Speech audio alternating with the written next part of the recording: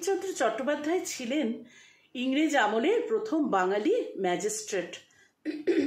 Magistrate হতে গিয়ে আর সবার মতো তাকেও কিন্তু ইন্টারভিউ দিতে হয়েছিল।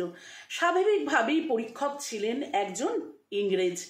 ইংরেজ মহাশয় ইন্টারভিউয়ের এক পর্যায়ে বঙ্কিমচন্দ্রকে প্রশ্ন করলেন, what is your difference between আপদ অ্যান্ড বিপদ? বঙ্কিমচন্দ্র উত্তর দিলেন, ধরুন আমি নৌকায় চড়ে নদী পার হচ্ছি, এমন সময় প্রচণ্ড ঝড় উঠল, এটা হচ্ছে বিপদ।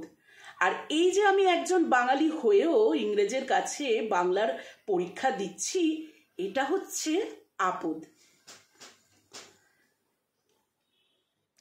তো অনেক পুরনো দিনের কথা, বঙ্গদর্শন পত্রিকার এক কর্মী ছোট একটি কবিতা খুঁজছিলেন। পত্রিকার এক পাতায় গল্প ছাপার পর নিচে খানিকটা খালি জায়গা রয়ে গিয়েছিল।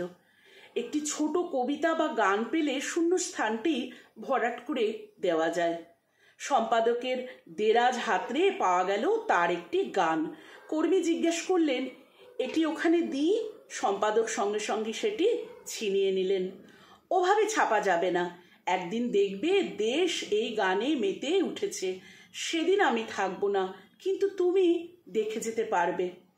কয়েক বছর পর সম্পাদক এই বঙ্গদর্শনেই আনন্দমঠ লিখতে শুরু করলেন। সেখানে তিনি প্রায় 5 বার ব্যবহার করলেন সেই গান। উপন্যাস পড়ে হরপ্রসাদ শাস্ত্রী মৃদু অনুযোগ করেছিলেন, সংস্কৃত আর বাংলা মেশানো এই গানে ব্যাকরণে ভুল আছে। আত্মবিশ্বাসী লেখকের উত্তর, বেশ, ইচ্ছা হলে পড়বে, নইলে নয়।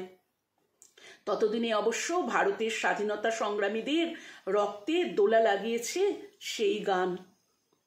দেশের সাধারণ মানুষেরও হৃদয়ে জায়গা করে নিয়েছে সেই গান। 1950 সালের 24শে জানুয়ারি নতুন ভারতীয় যুক্তরাষ্ট্রের সংবিধান সভায় শেষ অধিবেশন।